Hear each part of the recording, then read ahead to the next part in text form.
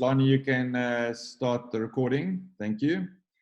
So thanks for joining us, guys. We are very excited to present Medical 27.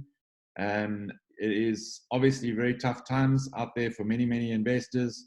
So it was very important that we came to market with this product.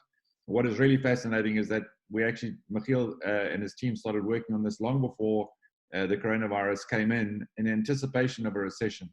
We have always spoken about the importance of medical as a category and that it is so recession resistant, but we never thought that it would be tested to this extent. And I think that what you'll be pleased to know and what your investors will be pleased to know is that our collections have really been exceptional. I mean, when we actually got the final data, which I only heard for the first time yesterday from Machiel, you know, under normal circumstances, any landlord would be happy with that sort of rent receivables. So really, actually, pretty good news for us, and Machiel will touch on that a little bit later. So, in essence, what is Med 27 and why is it safe? Machiel will get into the detail, but basically, we have an absolute BA3 credit tenant. In other words, a New York listed single tenant, which is a diversification from our normal strategy. But the important thing is that it is a BA3 tenant, and so high credit rated tenant who operates multiple specialized hospitals only for rehabilitation across the United States. First thing. Second thing, it's a triple net lease. Really simple. We collect the rent and we separate it out and pay it over to investors.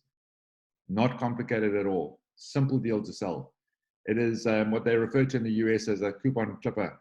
So very safe, great thing to sell in this particular time, and obviously good cash and cash returns. So on that note, and to get a bit more info, over to Machiel. Thank you, Machiel. Thank you, Justin. Thank you for all the partners that's online. Pleasure to see so many of you online. We've had really a lot of investors asking us, and I'm pretty sure a lot of your clients has asked you about what's happening in the US. I think the first thing is that we've basically seen that their numbers are stabilizing. Yes, they are the epicenter of the virus in the world at the moment. But positive news is that they are starting a 3-phase opening, pretty similar to what the president in South Africa announced last night. Specifically of interest is obviously Texas and Georgia.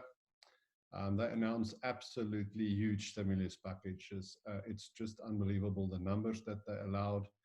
And what we have seen is that they have actually implemented this large number of money. We know specifically of our property partners that has already received stimulus support. We know of multiple people that has got 100,000, 200,000, and even millions of direct support from the government. And to that end, they really, really ensured that there's a huge stimulus. There's obviously, in a capitalist market with flexible labor laws, there has been a huge spike in the unemployment figures. As you can see, jumped up earlier this or just late last month. It's much more at the moment. But that's one thing about the fluid markets. As much as they can stop them, as quickly they can absorb them again. So on the one side, sometimes I think it's actually a very important possibility, but from my perspective, it just makes sure that they adapt to the changing circumstances.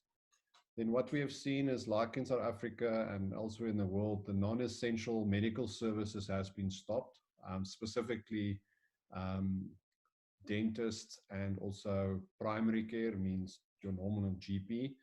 However, the essential services has definitely spiked. We've seen that hospitals are trying to be avoided, and actually as a result of that, a lot of the services that's in our MRBs have been reporting additional influx of patients because they are seen as less vulnerable than a larger hospital for that matter.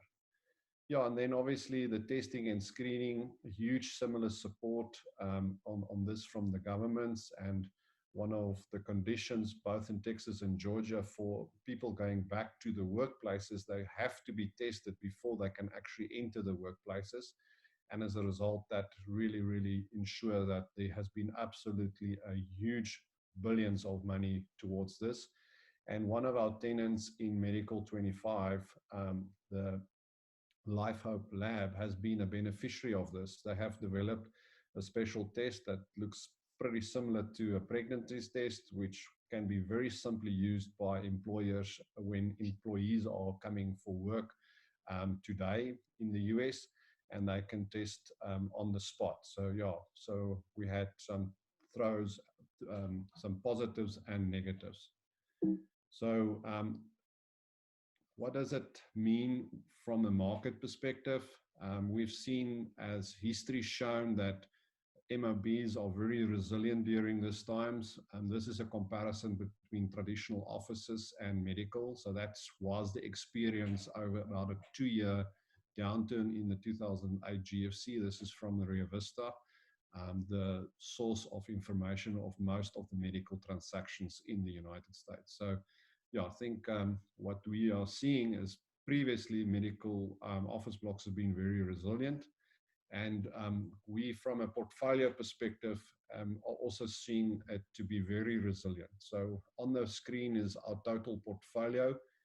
You'll see out of 146 tenants, only 21 of them has asked for assistance or delay rental payments. The reason for that is most of them are the non-essential services, and as a result, they had to close by law. So when you look at the income impact on our portfolio, you'll see the impact on our portfolio is expected, or not expected. We've seen it's roughly 4.7% on our portfolio. And when we project that for May, we'll see the first full month impact of April, which will result in May rentals.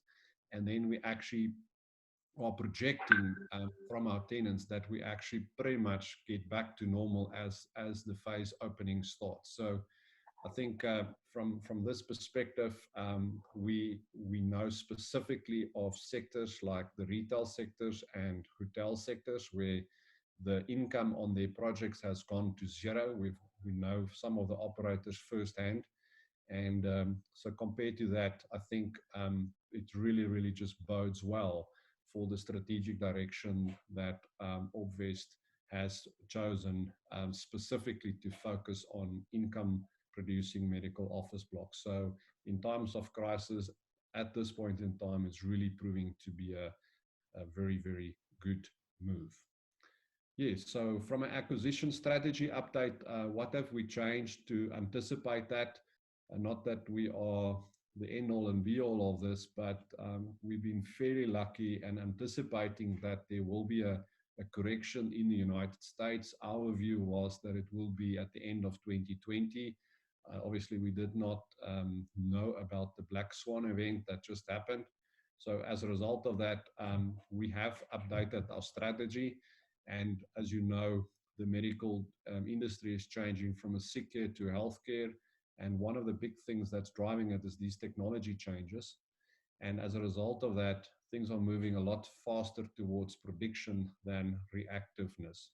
So as a result, from our perspective, we have now on purpose also broadened our field. As you know, we're very active in Texas and in Georgia. We are going to expand in North Carolina, Florida, and also to Arizona, Utah. So from our perspective, we're quite bullish. We're seeing quite a lot of opportunities actually at this point in time. So what we are doing is simply broadening the net that we are looking for. And then secondly, with the advent of telemedicine and so forth, we have to be sensitive to the primary care doctors. So if you think about it, primary care doctors is your normal GP. And for a normal cold or normal something, there is already very clear activities where you simply log on to the internet and then see your doctors. So from that perspective, we have adapted our strategy so that when we look at MOBs, that there is less than 8% of the tenants are primary care physicians, and we are focusing more on specialized positions, which is with regards to surgical centers. And also, we have now broadened our segment focus into what we call the post-acute facilities. Now, the post-acute facilities has got a very broad spectrum, and we have found that this broad spectrum, there is one specific subsegment of that spectrum, the inpatient rehabilitation center, which bodes very well for the fact that it's got very high barriers of change towards technology, in the sense that people that is discharged from hospitals, they physically have to undergo the rehabilitation at these facilities. You can't do it over the internet, you can't do it with telemedicine. So as a result of that, this sector has been very, very stable, and that is also the sector in which we are offering our opportunity in this time. We've seen that very capital intensive long-term acute hospitals does not make sense to invest.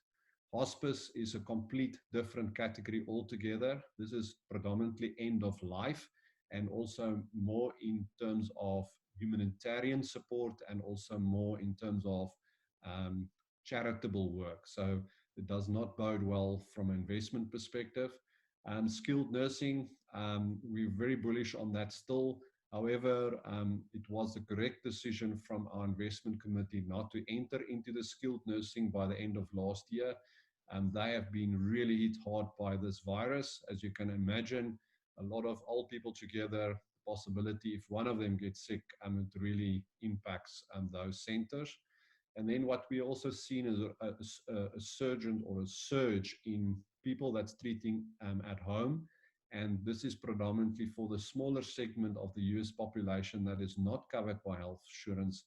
And this is pretty much more for people that can't afford to be in the healthcare system. And there's a huge swing for the less fortunate to actually do the works at home. So from our perspective, this inpatient rehabilitation facility makes a lot of sense to focus on. And that's also, like I said, so what does it do?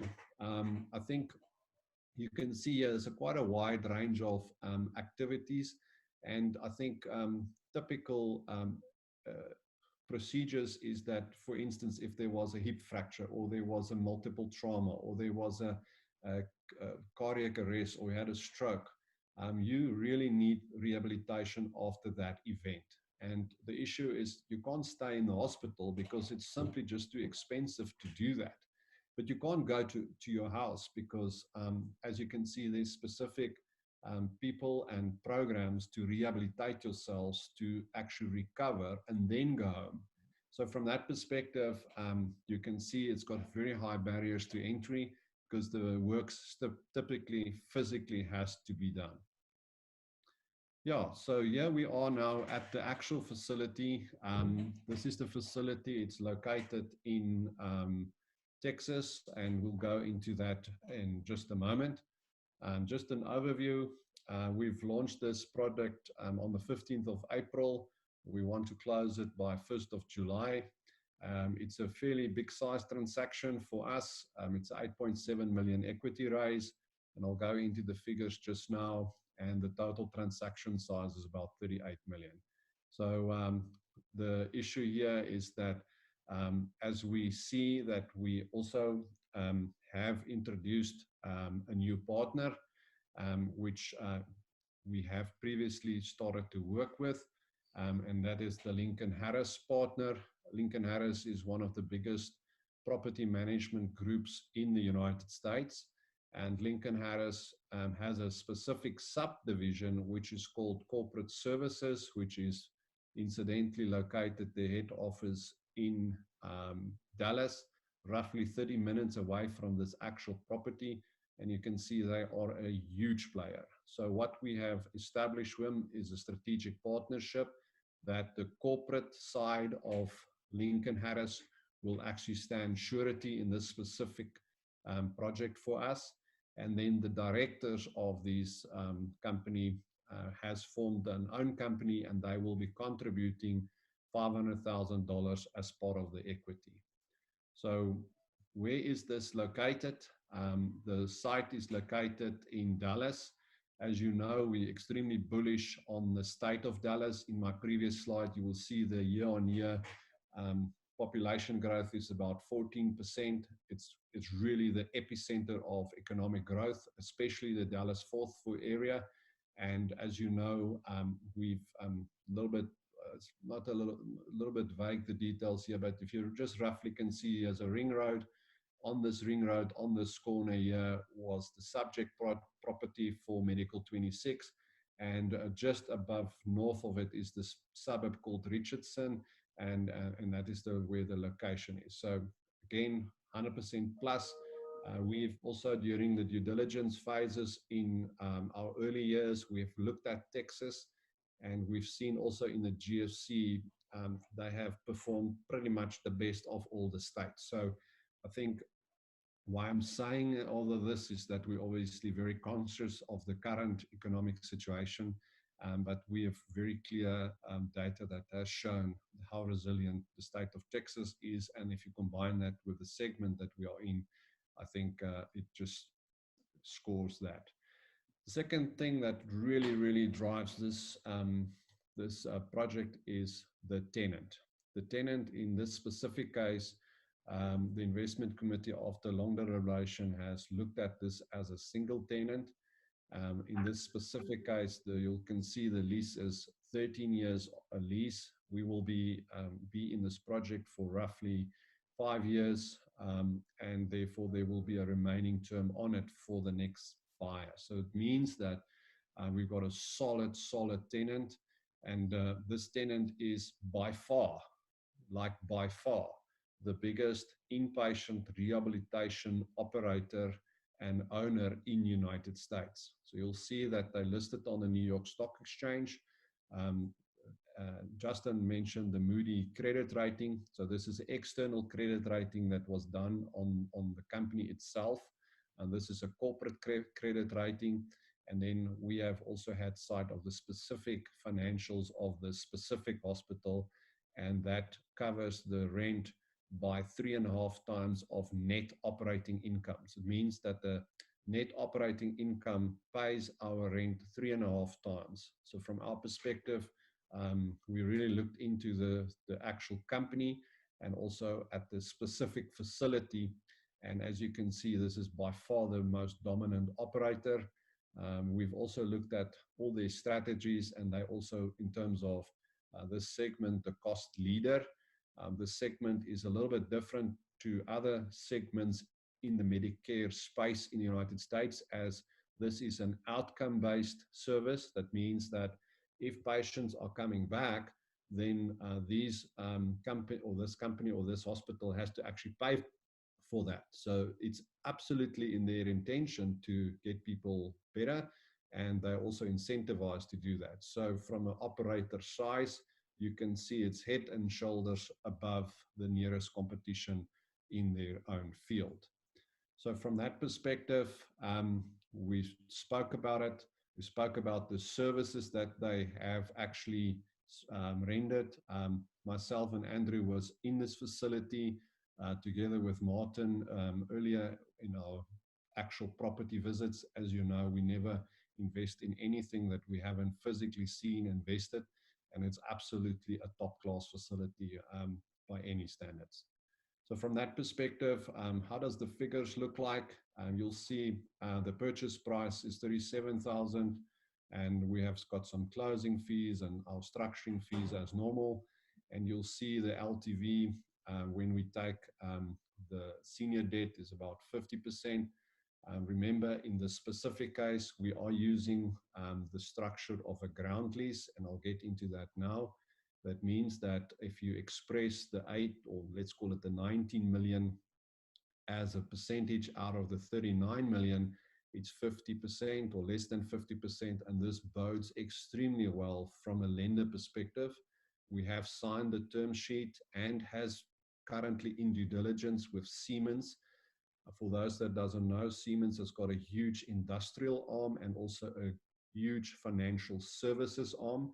And we are contracting with the financial services arm. They have given us an interest rate of 3.15. Let me repeat that again, 3.15%. Isn't that unbelievable? I mean, our previous projects was 4.5, and last year, about 2 years ago, our projects was at 5.25. So from that perspective, it's huge. And then when we look at how much can the senior debt rental payment be covered by the net operating income, you can see it's over 3 times. So that in itself is already showing how cash generative this tenant is. So from that perspective, we also have implemented the ground lease. The ground lease effectively means that when we buy the building in the ground, we sell off the ground and we rent the ground back. And that unlocks a huge potential for the results of this building. And it also ensures that the senior debt, in this case Siemens, is also subordinated to the ground lease. That means that Siemens, as a senior debt provider, cannot really do what they want. They really have to follow the rules that has been set by the ground lessor. So from that perspective, we have seen that over some of our partners has got decades of experience, and this is one of the mechanisms that they've used to ensure that the building and the financial structure is even more robust. So people that, if you don't know, that in a downturn or an economic crisis like we are, if the LTV of a project is too high, the banks can ask you to put in additional capital so that the LTV or the loan to value amount gets reduced so that they keep to the same ratio. And if you obviously can't do the capital call, then they actually take your building. So that's the risk. And that's one of the things that we have been specifically, as I mentioned previously, even last year already, we as Obvest has started to actually decrease the LTVs. You'll see most of our projects are very, very lower LTV than normal, or that what our counterparts in the industry are doing. And that's specifically the reason. And remember, if you bring the LTV down, the debt coverage ratio sometimes also go down. But if we can have both at more than 1.8 is our criteria, then it just means that we've got solid cash flow. And as you've seen in the slide earlier today, if we lose about 10% of our properties, then we can just drive through. And that's exactly what has happened. So that strategy at the moment has bode extremely well. So from that perspective, excuse me, there's always a little bit of risk. Just 1 second.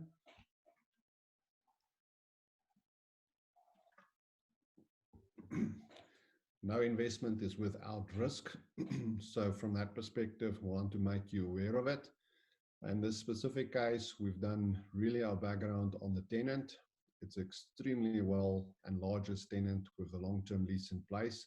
So we believe we have above average chance to manage that risk. The interest rate risk, we are going to fix the interest rate. So from that perspective, we're actually benefiting from this unbelievable low interest rate environment. The valuation, we have really checked that. We've basically got about 15 to 20 comparable sales. We also basically contracted, or Lincoln Harris, our partner, has got a partner that only focuses on the inpatient rehabilitation session or segment. And we had a session with these experts, and they looked at this and they concur that we're not overpaying. Of course, we'll see that evaluation now when we are busy with the loan evaluation. And then lastly, the ground lease, like I mentioned. So about 20% of the capital stack doesn't have a debt maturity. That basically means, for worst case scenario, if there is still a problem in the economy in 5 years from now, we don't have to refinance the ground lease. That is continuing. If we want to sell with a ground lease, we also had experts in to help us with this. And there's virtually no difference between a project with a ground lease and without a ground lease. So it really just helps us to make the project even more robust during a recession, like I explained. From a results perspective, this is the returns that you're going to get. As you can see, it's a solid cash flow deal, and that is the focus of this investment. As you know, there is no vacancy. So like we did in our normal medical office blocks, we normally add additional tenants. And in this case, we don't add any tenants. We are simply driving this cash flow to the investors, and therefore the IRR is roughly about 12% for the US investors and just below 11%. So the focus on this deal, like we said previously, is really to drive home the cash flow. And this is really a very defensive product, and I think bodes well for the current situation.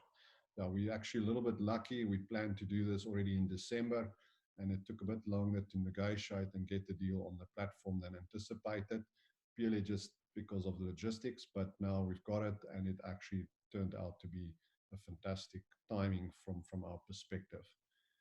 Then we've also have got a different version of the brochure. We've been asked a lot about our due diligence cost, and we just also showed you a little bit the details of this, where this is roughly the amount that we actually simply pay out to you as our partners, getting our investors in.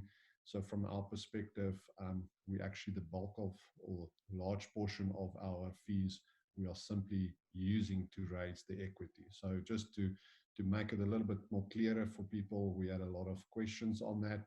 And then lastly, in this specific case, as I outlined, the sponsor is contributing 500,000, which is the directors of the company, but the overall LH company is getting that amount for the fact that they are standing for this almost 19 million worth of debt. So it means that they are loading their balance sheet with this contingent liability, and therefore basically put additional strain on their balance sheet, and that is the reason why we have to pay for that.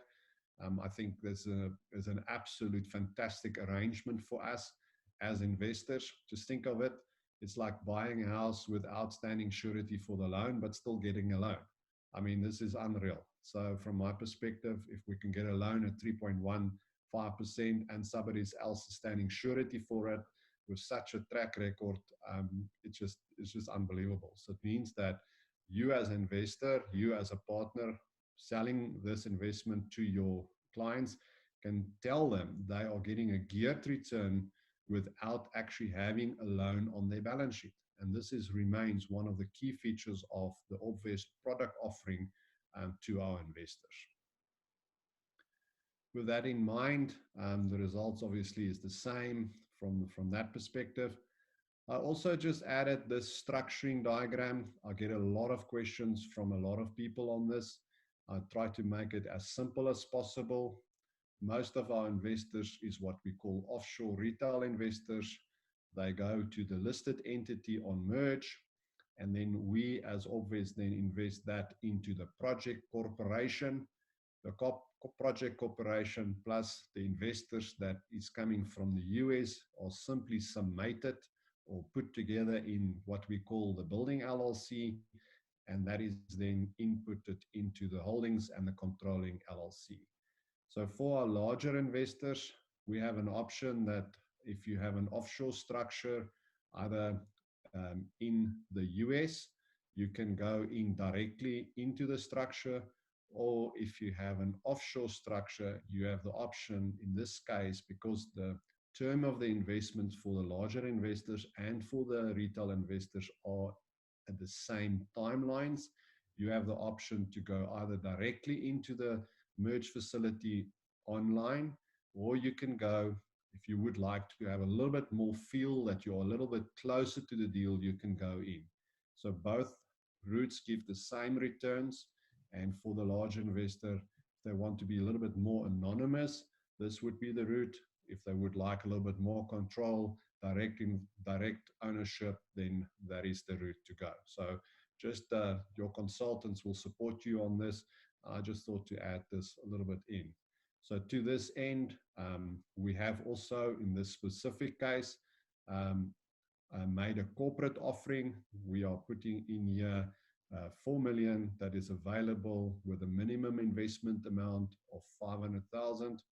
The reason why we're doing this is that we found that people that would like to have a larger amount invested would like a better return.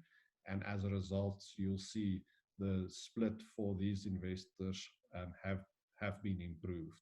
So yeah, that's the corporate offering. Your investment consultants will be able to help you with that. And like I said, you have, as a corporate investors, actually 3 routes to go to the market, and those details are available if required.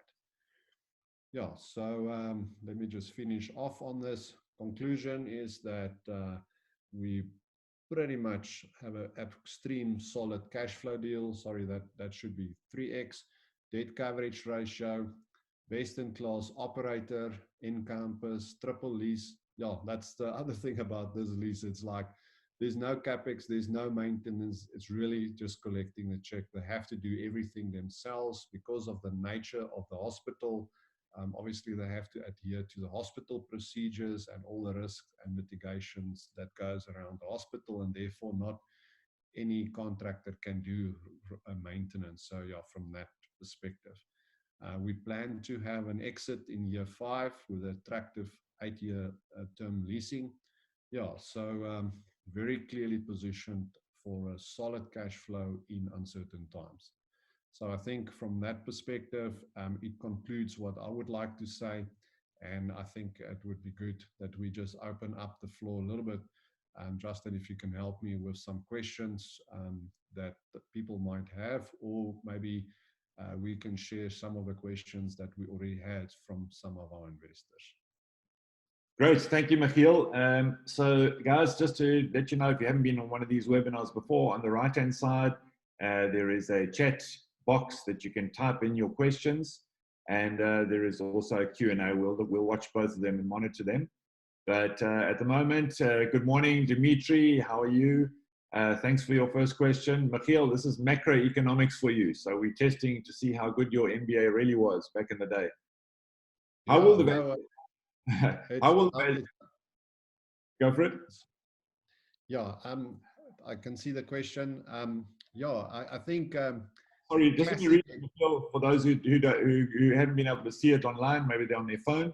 So I'll just read it out for them. How will the value of buildings be affected with the USA printing money and the US dollar devaluing as a result? That is the question. Yeah, so from my perspective, Dimitri, we have seen a fantastic example just north of us, and that is Zimbabwe. And what has happened during hyperinflation, meaning that the value of the actual currency really loses its buying power, the US dollar, in that specific case, US dollar value of houses simply maintained its value throughout the devaluation of the currency. So if you think about it, if you have a house of $2 million and you have this huge stimulus packages that basically halves the buying power of the US dollar, the value of that building will become 4 million, because in essence, the actual value in terms of the building remains at 2 million, but you have to pay with a weaker currency for that same asset. So it means that the asset is keeping its intrinsic value, and the currency is then deflated, and we expect huge inflation in the United States. We actually expect the stock exchange to reflect 40,000 and 50,000 on the Dow Jones purely because of this. So the answer is that the intrinsic value by the buildings is kept, and the buying power of the dollar again weakening then reflects in the increase in pricing. So that's what we expect it to do. Great. Thank you, Machiel. Once again, please send us your questions. At the moment, we have some in Q&A. Let me just open that box and we will get to that.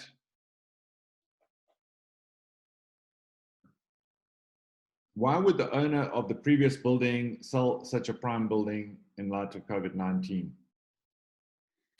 Yeah, that is a question that we have had a few times. I actually personally met the seller in Florida in January. It is a huge fund out of Chicago with a partner out of Birmingham, Alabama, the Saunders Trust and Harrison Street. These two firms has teamed up and has built up a huge portfolio.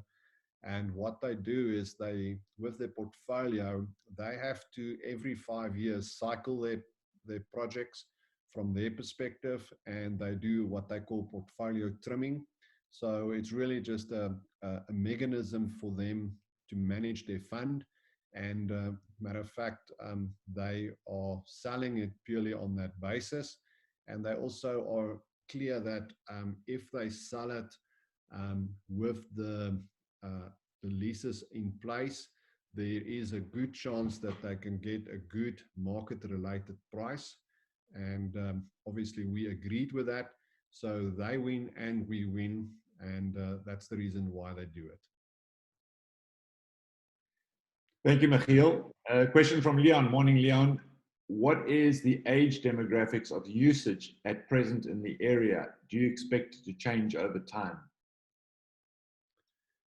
What we found is that in Richardson, that area just north of the city center of Dallas, is actually, from an income perspective, a very high income per capita. It's in the region of $100,000 per annum per person. The economic spread in terms of age demographics is fairly evenly across all age groups, with the predominant version of people in the age bracket of 35 to 45. So we see it really in a fantastic economic resilient area. So from our perspective, the demographics is not leaning towards too old or too young. It's really in the middle road. So hence the attractiveness of that whole area. Maybe just if you don't know, that area is what they call the $5 billion mile. It's one of the most growing places in the United States at the moment. And from that perspective, a lot of companies has relocated there. JP Morgan, Toyota, the big stadium, the training stadium for the Dallas Cowboys is there. So that whole effectively highway going up north there to Plano is really the epicenter of the Dallas growth. And so therefore the location is also positioned for us absolutely prime. Thanks, Machiel. A message from Chaim here, and perhaps this needs a little bit of recapping the difference between, for example, a product that we can add a lot of value to, like a Medical 12 or Medical 22, compared to this particular building. So the question is, what are the value adds which we can bring into this particular building to increase the value on exit? Yeah, in this specific assets, which is different from the other assets, I will give both examples. In this specific asset, the value is really added by virtue of three things. The first thing is you have to negotiate the price to a level that ensure that you have bought it below market price, which we believe we did. The second thing that you need to do is you need to ensure that your ground lease escalation is less than your rental escalation, because as you know, the exit price is going to be determined by the increase in the ground lease, by the increase of the net operating income. So what we have managed to do is we've managed to make the escalation on the ground lease interest rate far less than what it is on the actual lease, so that the actual net operating income then increases. And then thirdly, you have to be absolutely sure that the fact that this is a coupon clipper type of deal, that the lenders reflect that in their actual interest rates. So really the deal is made during the deal making phase, because this is simply a keep and hold till year 5, and then it's a positioning of this deal to actually sell it, because you can't during the lifetime it really add too much value to it, because it's a fixed facility. So compare that to our normal MOBs. We normally take 5 to 10 tenants if we can, with typically 20 to 25% vacancy. And then we simply then manage the tenants in such a way that we actually either increase the rents simply by signing new rental agreements with higher rental rates, and therefore increase the net operating income. So those value add opportunities is like Medical 25, Medical 26, as opposed to Medical 27, which really is just structuring and a buying value add at the beginning. Thanks, Machiel. Question from Gordon. Why is there a 14% population growth in that specific area? Yeah, that's actually for the state of Texas, and this is derived from the census that was published by the United States government. And we have determined that there's roughly 3 driving factors for that. First of all, the Texas state is a state which is called at will. That basically means that the unions are non-existent or very low-key in the state of Texas, and you can hire and fire as you need in those circumstances. What's phenomenal for us is that big corporates are relocating there. Although they can hire and fire and be very liquid, it has actually counterintuitive shown that these corporations are actually very profitable. Also, as a result, the Texan state tax for corporations are 0. So that basically means that it is an environment which the corporate can flourish from an economical perspective, meaning that they can be fluid and adapt to changing circumstances, hence the high unemployment right now, and maybe in 2 months down it will be down again because they're simply adapting. And then when we look at the house prices in that area, it gives a fantastic lifestyle for normal medium income people in the United States. Matter of fact, there's about 140, obviously before the virus, that we know of families that's flocking to the state of Texas per day. It's the highest migration destination apart from Florida in the United States. So these basic elements of work for what you're worth, and if you're not pulling your economic value, you may be fired. Corporations do not pay corporate tax. They have a little bit higher property tax, and that's how they stimulate the economic growth. And then lastly, specifically in the medical industry, they have said that there's ridiculous lawsuits in other states where a doctor can be sued for an uncapped amount is ridiculous. And as a result, they have capped the malpractice insurance claim amount, because if you do an uncapped amount in your insurance, the doctors have to pay more than 1/3 of the income purely only on insurance. So as a result of that, the medical practices in the United States has set up huge infrastructure. Specifically in Houston is at the moment the largest concentration of medical offices and research in the whole country, and pretty much, I think, in the world. So we've been there, and also in San Antonio, where our medical asset 12 is, there's huge research centers. And then even in Dallas, the hospital systems which we have encountered, the Mid-Cities and the Baylor Taylor Swift systems, is all testament of the fact that the medical research and the medical focus, also from the university, is phenomenal in this state. And these are the factors that all, let's call it, add together to make it an exceptional state. And therefore, we are so bullish about this state. Thank you, Machiel. Guys, we try and keep these to 45 minutes. What I'm going to suggest is that if you have very specific Q&A and want to get into a deeper conversation with us, at the top of the chat, there is a Zoom number.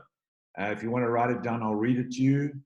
It is 7245765535. We'll open that Zoom up in the next 15 minutes. Perhaps I do have a list of questions here, and I'm going to go as quick as I can Q&A. In other words, we're going to give one-word answers as much as possible. But before I get there, Machiel, slightly more complex question. I think it's from Stuart. Is that from Brazil, I guess? But that would be very early in the morning. So let me just fire his two questions to you. First thing is, when is the first dividend payment expected if we go to plan? Second question is, I'm under correction here. How does the IRR of this project compare with the previous ones, given the fact that there will be no repairs and maintenance? Yeah, I think we are closing this project most likely just after the just after the second quarter. As you know, the second quarter will end at the end of June. So from that perspective, the first dividends will be paid in the end of the third quarter, which effectively means at the last week in October. So that would be that answer. Then with regards to the maintenance and so forth, I think I don't really understand the question, but maybe let me phrase it like this: is the fact that our rent is not influenced by maintenance or repairs at all. That means that it doesn't influence us at all. We also don't have to make provisions for it. It just makes that the investment efficiency is just so much higher. So I hope that answered that question. And then Justin, there's one question that I think is very relevant, is why is the fixed loan or interest rate still high when we know on the market that the interest rates has dropped to zero?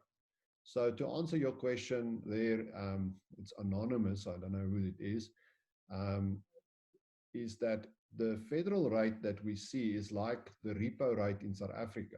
These are the rates that the central government gives to the banks. And what the banks do then is they then add their margin to it.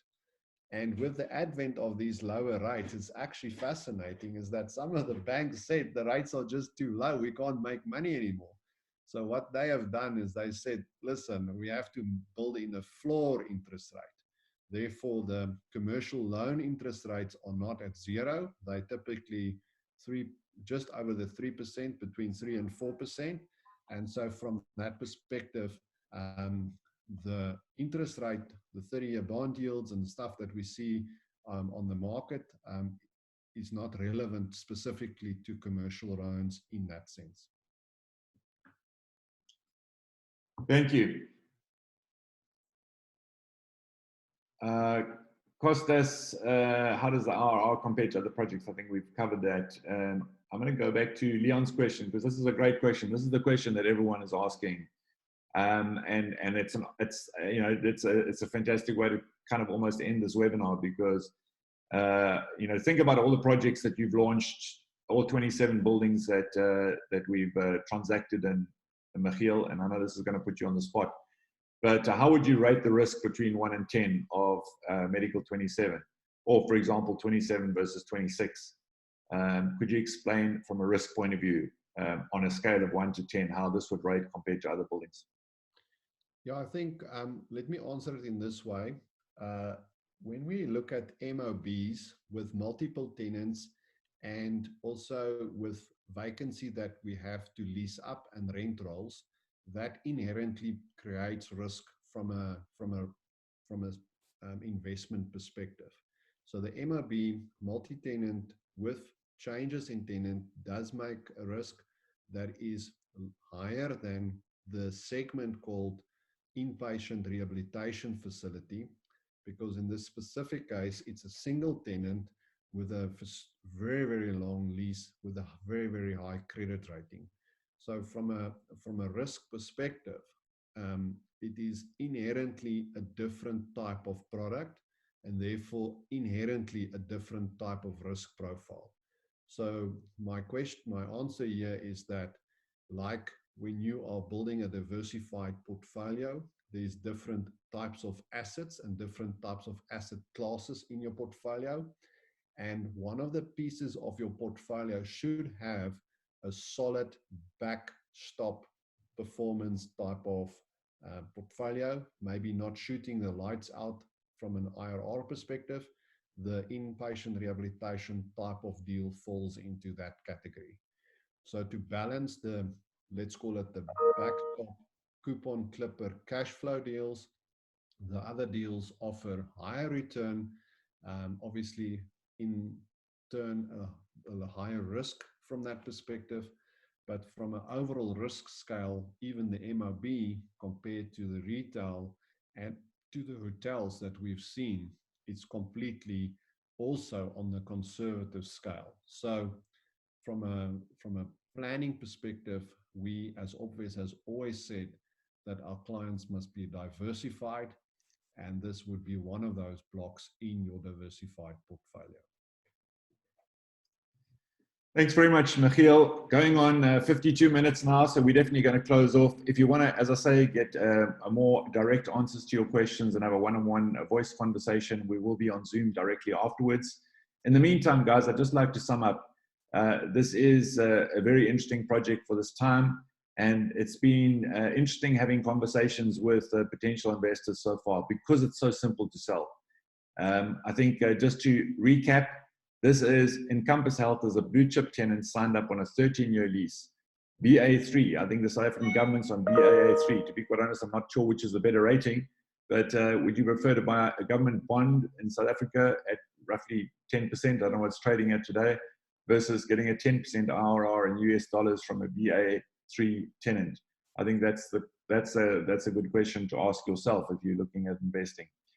Triple net lease, because it's a hospital, we don't want to be involved in any of the expenses, HVAC, anything else, lifts, etc. Everything is for their cost. So we literally get a check, we split it up, and we separate it out. You know, I think again, if you come back to the health hypothesis that we've been talking about over the years, this is the ultimate test of that hypothesis. And I think that it is remarkable that that we have been able to collect all of our rentals except for 4.7% in April, which is a 95.3% collection. I think that in itself shows the level of security that we have in this particular asset class. Just to touch again on the other decisions that we made that I'm very pleased and proud, is that under enormous pressure, we found some fantastic senior living opportunities towards the end of last year. And it was very tempting because the IRRs and the cash yields were super attractive. And the investment committee pushed us out of it. And it just shows why it's so important to have this investment committee that are a bunch of stubborn old blokes.